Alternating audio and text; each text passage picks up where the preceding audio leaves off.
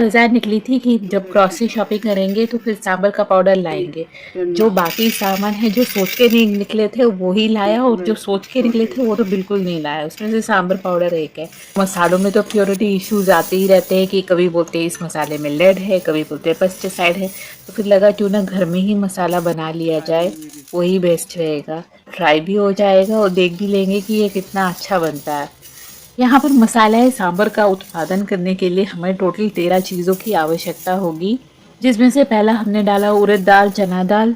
इन्हें धीमी आंच पर 1 से 2 मिनट तक भून लेने के बाद हमने डाले धनिया के बीज, उसे भी 1 मिनट भून लिया। उसके बाद डाला काली मिर्च के दाने, उसे भी भून लिया। फिर डाला सरसों, साथ ही जीरा। इन्हें भी हम 1 से 1.5 मिनट तक भून लेंगे।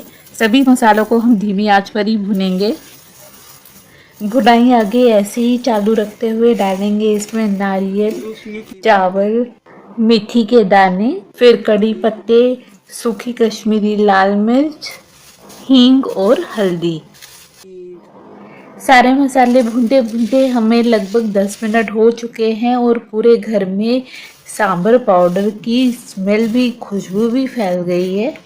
तो अब इसे हम ठंडा करने के लिए रख देते हैं, और ठंडा करने के बाद हमें इसे मिक्सी में ग्राइंड कर लेना है। मसाला मिक्सी में पीस लेने के बाद सचमुच लग रहा है किसी साउथ इंडियन रेस्टोरेंट में पहुंच गए। अच्छा भी लग रहा है।